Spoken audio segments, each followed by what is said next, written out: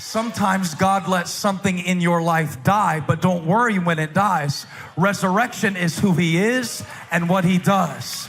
And if you can get the stone rolled away long enough to believe for a little while, I hear a voice calling Lazarus out of the grave. See, the grave clothes wrapped up the revelation of who Jesus was. When he got on the scene and said, Lazarus, come forth, the grave clothes had no choice but to fall off, because the voice of the Lord unwraps death to present resurrection. Who needs a miracle today? I came to preach to you.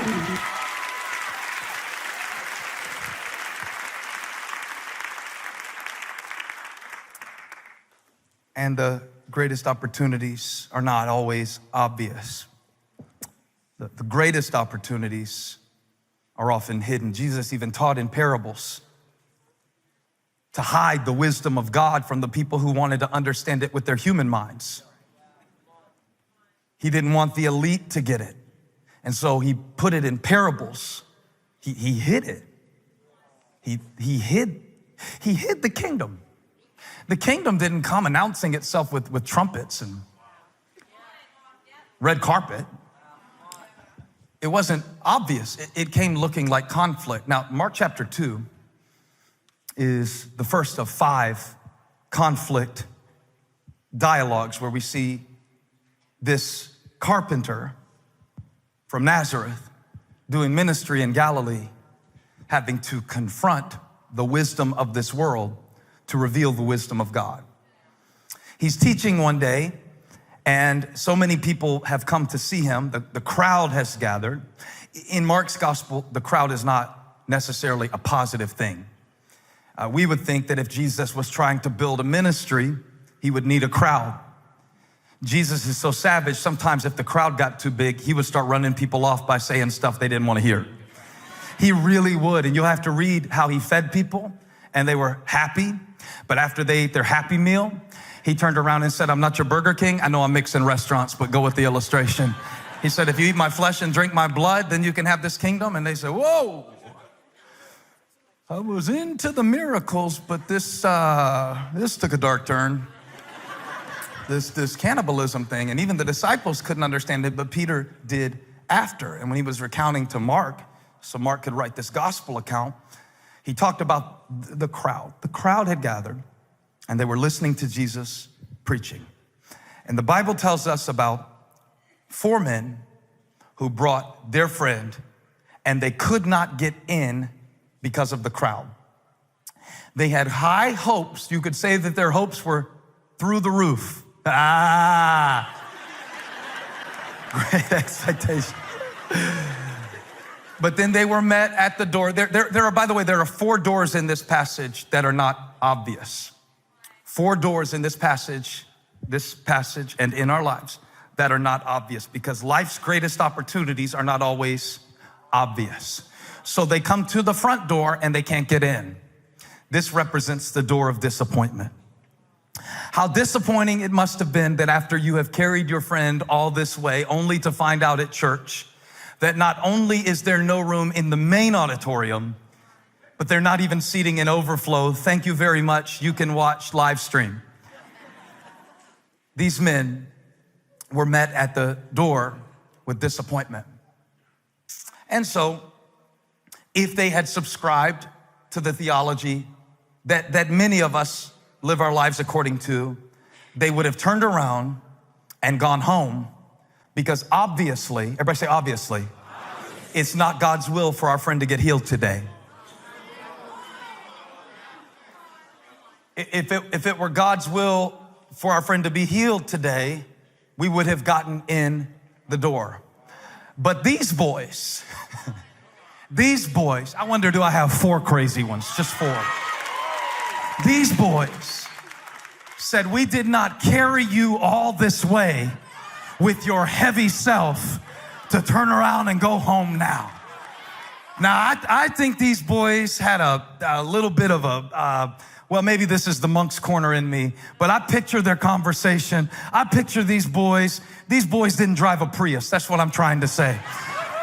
These boys, They're met at the door with disappointment, not to mention the man's disappointment. He's learned to deal with disappointment. His entire life is a disappointment. He can't walk, he can't dance, he can't do what other people do, but they've come this far. I said they've come this far, and they didn't come this far to go home. So Bubba says to Tommy, hey man, I was looking around. I didn't see no security cameras right around the south entrance, man. I wonder if you could, Bubba and Tommy.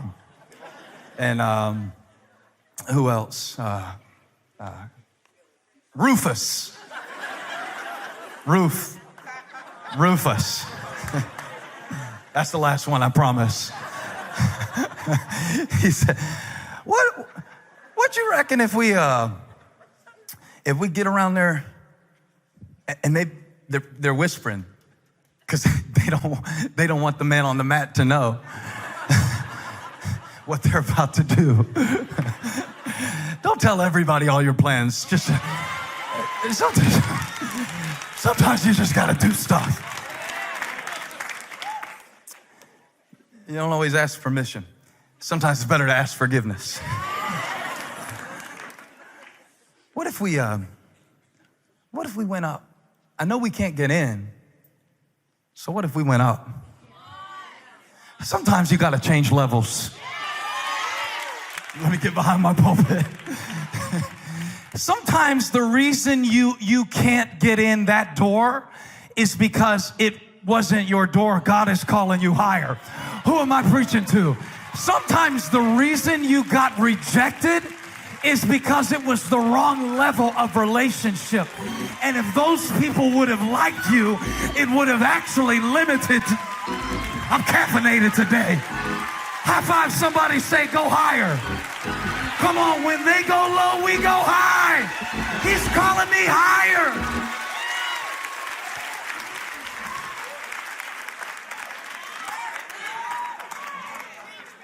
So they go up and they do not find a door, they make a door. Have you ever had to make your own door? Nobody gave me money to start this church. Nobody sponsored me officially. I wish they would have. But you know, I'm kind of glad they didn't, because I had to learn how to dig. And sometimes one of the greatest things that can happen to you in your life is to be turned away at the front door, because you discover another door. Somebody shout, there's another door. This is not the normal door. This is not for normal people. This is not for people who want to quit because the Wi-Fi was a little slow, or skip church because it was 43 degrees. No, this is for the people who have determined. Somebody shout out determined.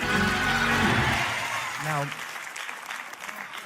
we have a frou-frou view of faith. We think of faith as being something to fall back on, not Mark. Mark mentions faith 4 times in his gospel, and none of them represent an attitude. They always represent actions. Faith to Mark is something you can see.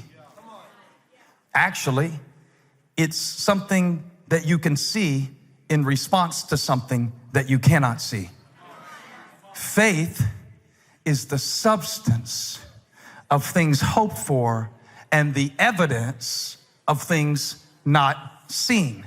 So it is something that you can see in response to a hope that you can't see. That's a series right there. There's another door. There's another door. And when Jesus, verse 5, saw their faith, not heard their faith. It wasn't that they talked about how much they trusted God. It's that they refused to go home that easy.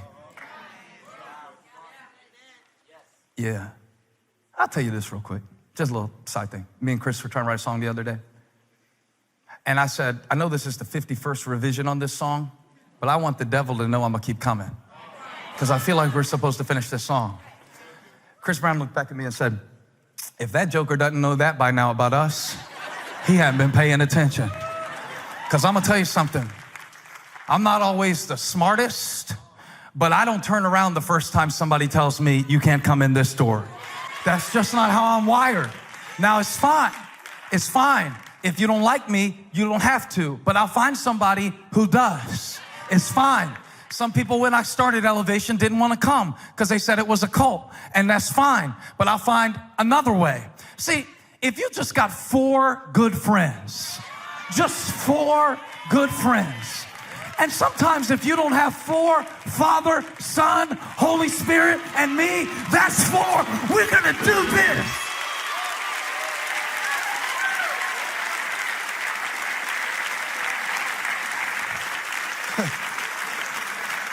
Those boys were like, we ain't going home. He's heavy. No, sir. And we'll put him up on that roof, and we're gonna dig through that mud, and we're gonna make a door. We're gonna make a door. I'm gonna get through to my kid one way or another. I'm not just gonna give up on him, not that easy. I'm gonna find a way to get through. I might have to shut up, I might have to speak up. If that doesn't work, I'll do the other. I might have to hug him, I might have to hit, I might have to try some different ways. But now, we come to the door on the ceiling. There's another door. If you can't get in the front door, go up. It's another door. You got to make it. It's going to look like a door. You got to dig through it. It's a door, but you can't see it. It's not visible. It's not something you can see. It takes faith. And faith is something you can see in response to something that you can't see. So you got to make a door, make a door, make a door. Somebody say, make a door, make a door, make a door, make a door. And Jesus respected their carpentry. Jesus liked their work. He actually, in verse 5, he's preaching, and there's a distraction overhead. Now, he's not even healing this day. It's not even on his agenda to see sick people. Some of life's greatest opportunities are not always obvious. And some of God's greatest invitations will show up in the form of interruptions. And he's preaching. And he's probably doing a really good job. Just going off context clues. He is the word, so if he preaches what he is, it's probably pretty good. Got a big crowd. And all of a sudden, Peter says something Matthew doesn't say. Matthew describes the incident. He simplifies in Matthew 9, verse 2. Matthew says, some men brought to him a paralytic lying on a mat. When Jesus saw their faith, he said to the paralytic, what did Matthew leave out? The fact that they ripped off this dude's roof. It sounds so nice when Matthew says it. It just looks so easy. And they brought their friend and Jesus healed him. No. Did you hear that? Jesus is preaching. You know, therefore everyone who hears these words of mine and puts them in practice like a wise man who builds a house on the rock, rain came down, streams rose, wind blew, beat against that house, it didn't fall because it has foundation on the rock. And right about the time he's making his point, here comes a sound. Remember that Mark is writing what Peter told him to write. And consider that most scholars believe that it was Peter's house that Jesus was preaching in. So Matthew remembered the healing, Peter remembered the roof. It's funny to me. It's perspective. Did you hear that? Keep preaching. We're going to check it out. But about the time that the dirt starts falling from the mud on the ceiling, are you willing to get your hands dirty, by the way? Or are you too afraid to mess up your manicure to go after your miracle? I could preach manicures or miracles. The choice is yours.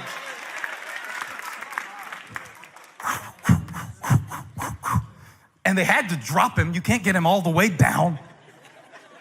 And here comes the dirt. And here comes the man. We'll call him Matt. We don't know his name.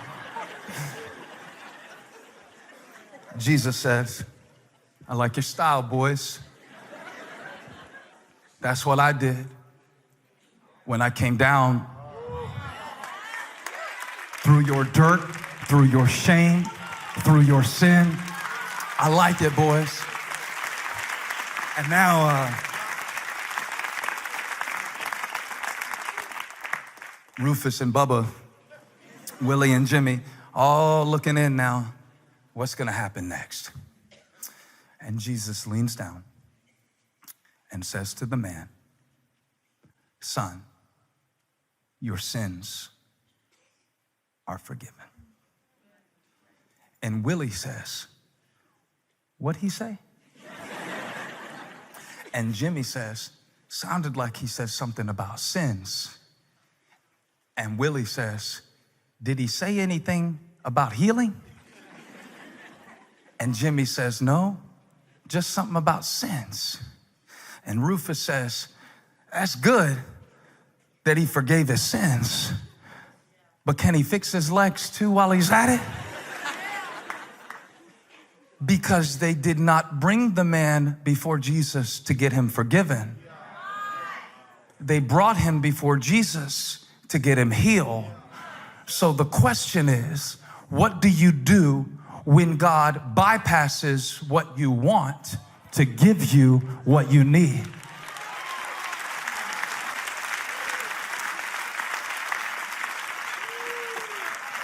The most obvious thing to do is to heal the man.